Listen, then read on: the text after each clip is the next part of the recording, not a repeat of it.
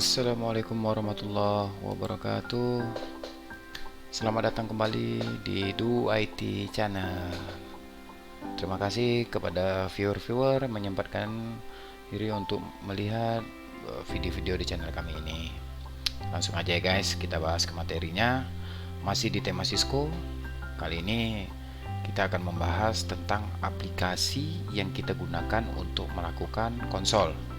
Nah, pada sebelumnya kita udah tahu cara untuk melakukan konsol dan toolsnya juga sudah kita ketahui, kabelnya untuk melakukan konsol tersebut. Sekarang kita akan membahas aplikasi apa yang kita gunakan untuk melakukan konsol gitu. Oke, di sini ada di layar monitor kita ini. Saya biasanya menggunakan aplikasi Mobextreme. Dia ada lebih kurangnya seperti apa nanti saya akan jabarkan. Nah, di sini ada putih dan security CRT. Nah, gitu. Standar sih ke beberapa engineer menggunakan aplikasi putih karena ini gampang di-download. Sebenarnya Mobextreme juga gampang di-download. Cuma setelah beberapa fitur yang saya pelajari, saya lebih suka di Mobextreme. Dan ini juga ada free. Kalau yang security CRT ini sudah berbayar, ada yang free, ada yang berbayar. Oke, kali ini kita langsung masuk eksekusi ke perangkatnya, karena setelah kita colok perangkatnya baru bisa menguji aplikasi tersebut. Kita akan contohkan menggunakan aplikasi putih terlebih dahulu.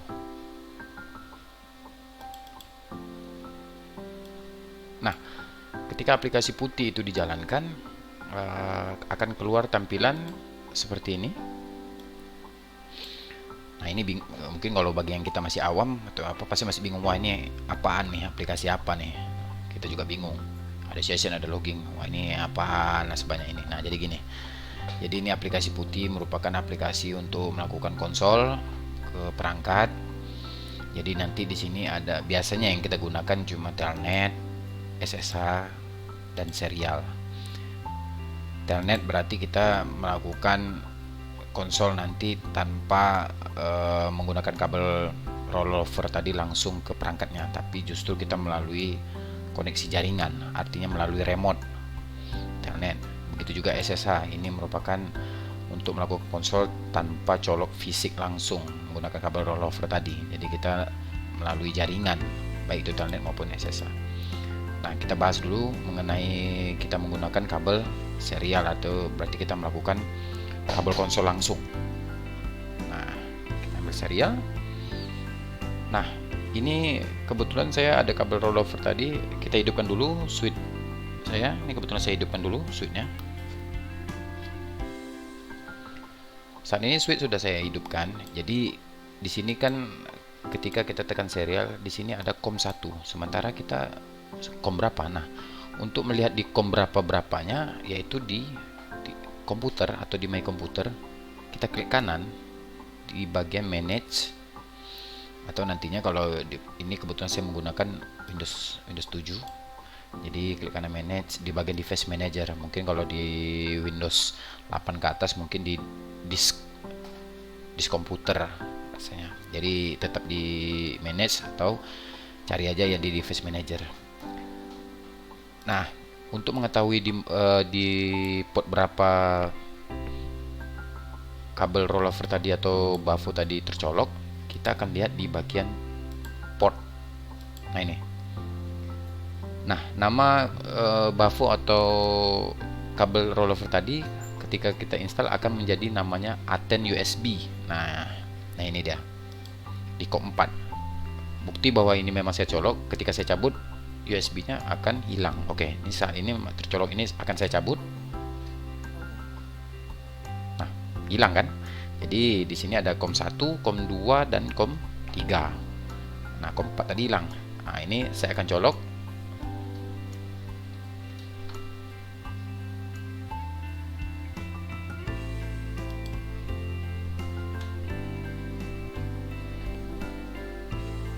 Nah, akan muncul di COM 4. Nah, oke, sekarang kita sudah tahu bahwa kabel rollover atau kabel config kita tadi berada di COM 4. Ini kita close, maka sini diketik COM 4. Selanjutnya kita jangan lupa ini serial, ini COM 4, speed biasanya 9600.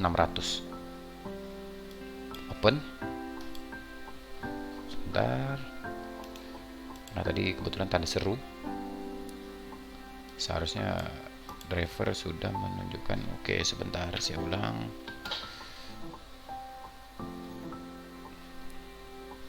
Nah, ini tadi COM 4 yang mungkin error. Nah, kali ini di COM 5. Nah, COM 5, maka ketika kita jalankan aplikasi putih tadi, di sini serial, maka kita pilih di COM 5.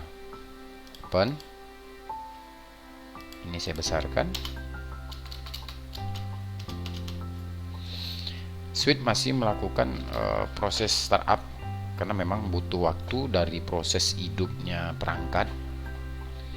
Jadi butuh waktu dia biasanya berapa menit gitu untuk sampai benar-benar up gitu. Ini kebetulan switch yang saya coba ini PoE-nya rusak, tapi bisa untuk sebagai media belajar kita. Nah, ini dia switch 3568 port. Nah, ini artinya bahwa switch sekarang sudah hidup. Nah, tanda bahwa switch itu sudah hidup akan keluar pesan switch dengan tanda panah seperti ini. Nah, itu.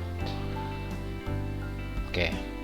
Selanjutnya kita memang tinggal mengaksesnya. Oke, itu untuk aplikasi putih. Oke, kita gunakan lagi. Ini tadi putih. Sekarang kita menggunakan CRT.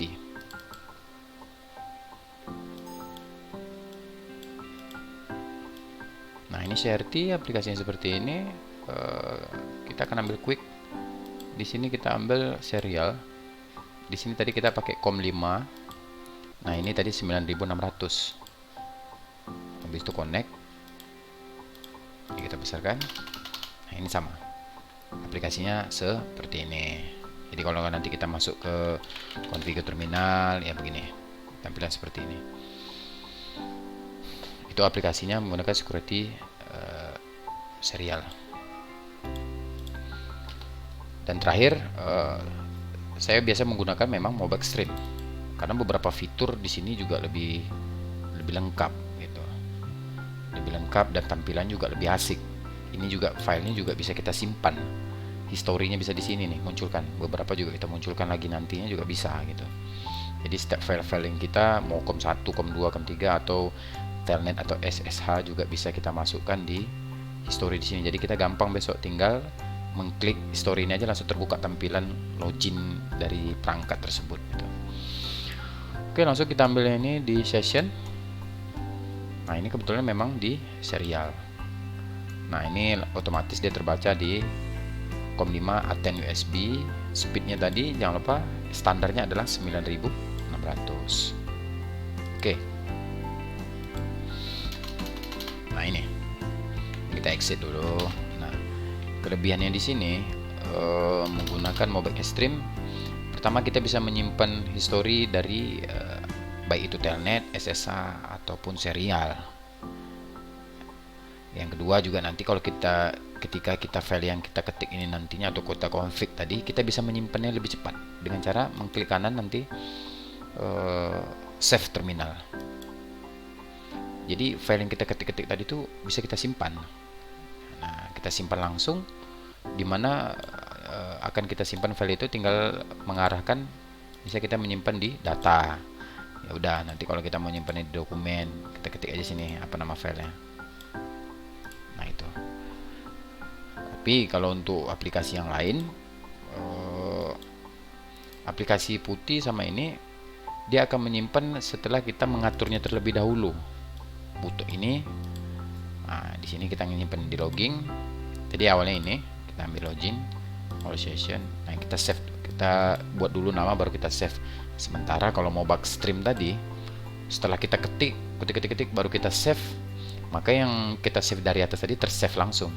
Tapi kalau yang namanya putih atau security CRT tadi, kita harus menyimpan namanya dulu. Nah, jadi kalau misalnya kita udah terketik di awalnya, lalu baru kita setting ini, maka file-file yang kita ketik di atas tadi nggak tersimpan, tidak tersimpan sama sekali. Jadi mulai setelah kita ngeset ini,